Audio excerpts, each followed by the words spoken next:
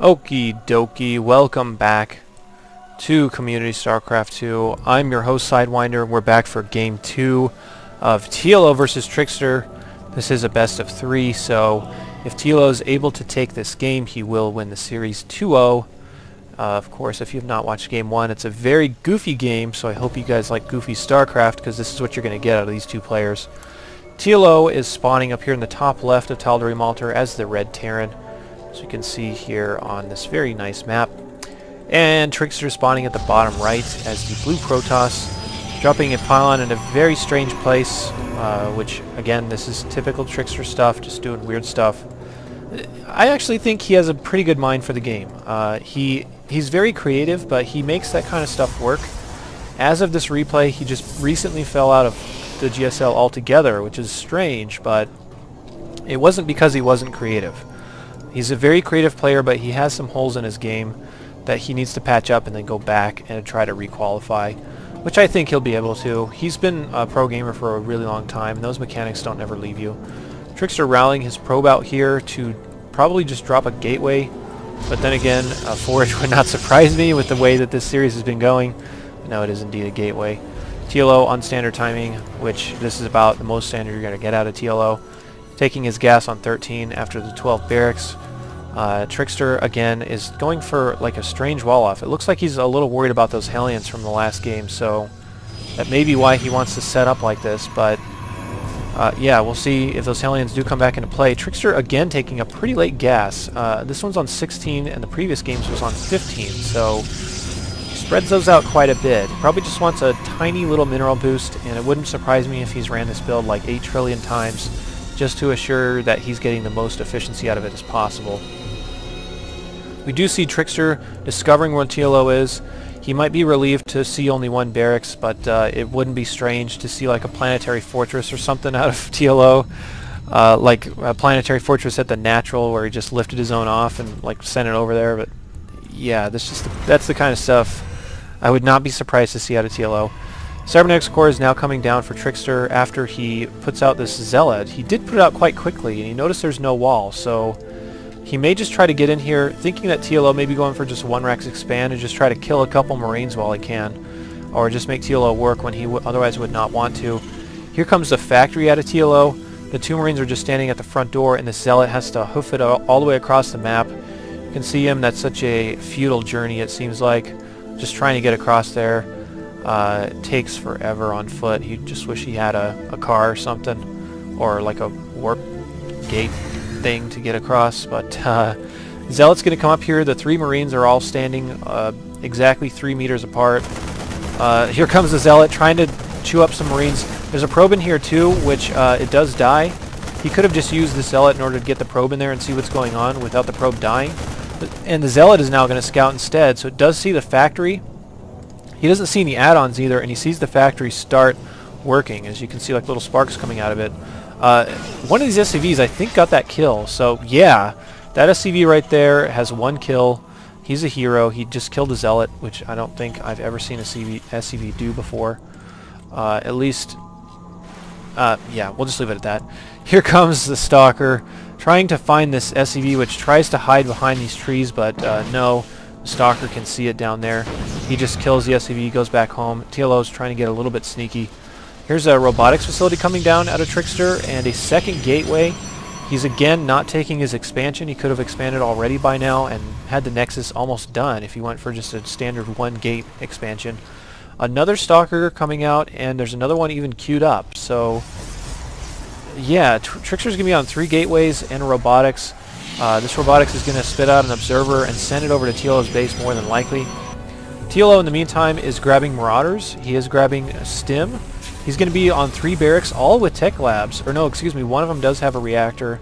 So it's going to be this goofy composition once again. There is 1 Hellion mixed in, which it may just be for scouting. So we'll see what that Hellion's up to, and we'll follow him across the map. See, this is what the Zealot wished that he had. Look how much faster the Hellion can get across the map. In a nice smooth ride, and the Zealot had to run all the way. The Hellion looks like really stressed out. But Hellion does show up at the front door. There's a Zealot and a Stalker blocking this wall, so yeah, he was worried about that Hellion getting in. 3 more Stalkers coming down here out of Trickster. This robotics facility is idle right now, so I'm not seeing... I don't know if he's going to put out any immortals or whatever, or maybe just wait until the observer gets over there to see how he should be responding. But he's going to see a fair number of marauders, fair number of marines, and more importantly, he's going to see no expansion out of TLO. So again, TLO playing a very awkward pace, making it so that his opponents just really aren't sure if they should be expanding or not. It's kind of the vibe that I get out of Trickster right now. Here come these two Hellions trying to poke around, clear out watchtowers if there's any probes sitting there, which there's not. Trickster is still... It looks like he wants to take his expansions. He does have a probe sitting out there, but these Stalkers look like they were a little bit worried about a drop or any sort of funky Reaper play that might be coming out, but Trickster is going to start pressing out just a little bit. Here's a few Hellions poking around once again. Stim is about done, so he's going to try to hit this timing where he does have Stim. He's able to just try and Stim up there and maybe kill Trickster. He's pretty far all in because he doesn't have a command center behind us. He doesn't have one started, and it's about 8:30 right now. But then again, neither does Trickster. But I have to feel that Trickster could have gotten away with one by now anyway. So he's probably just so thrown off by TLO's playstyle that it's really hard to figure that out. You kind of just have to err on the side of caution. But here come the Hellions trying to kill a couple of sentries here if you possibly can. One sentry does get caught. The other units did stim, but they didn't do very much. So forced to stim, that's going to make TLO run home. So Trickster sees this. A command center is just finally coming down for TLO, so I guess he is able to expand behind this after all. A couple of bunkers coming up as well. These Hellions are still poking around, seeing what they can do, and trying to see if they can really get into the main and roast up some probes, but he could really use a starport right now as there's one coming down. More importantly, he could use a medevac out of there if he wanted to do some damage with those Hellions, but Trickster is playing very safe. He's playing very slow. Both of them are actually playing quite slow. Trickster does have enough for a Nexus here right about now, so he should drop it. There he goes. Yeah, here comes a Ghost Academy out of TLO. Pretty fast Ghost Academy. Probably expecting Trickster to keep going with those Immortals, and if you can EMP the Immortal shields, it makes it so they don't take less damage per shot, so can be a pretty nice investment, but I have to figure that this was probably just part of TLO's build that he just tosses in there, you know, just because that's fun.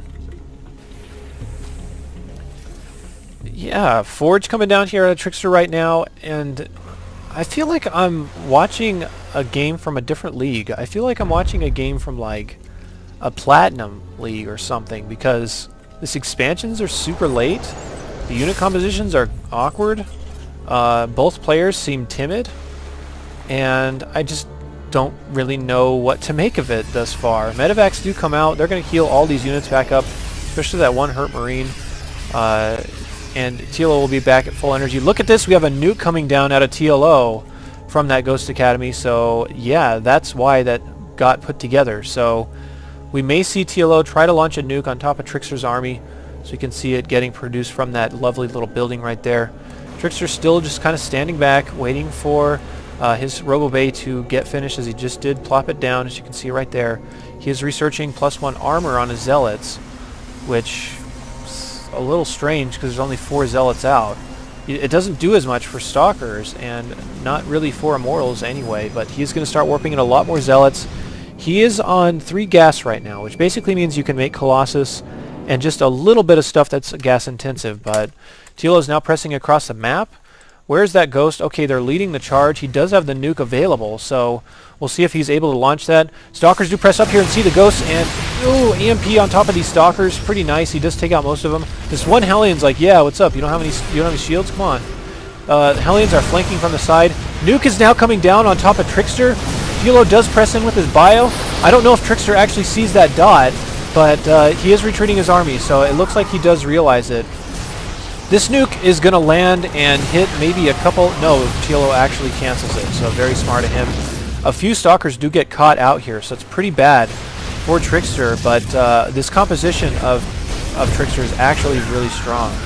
So the nuke is essentially just to bust up the ramp. Here comes the Stalker getting focused down by that one Immortal. You can see TLO streaming reinforcements across. These Marauders like, these suits are so heavy. So they have to run all across the map as well. But TLO's medevacs are getting a little bit low.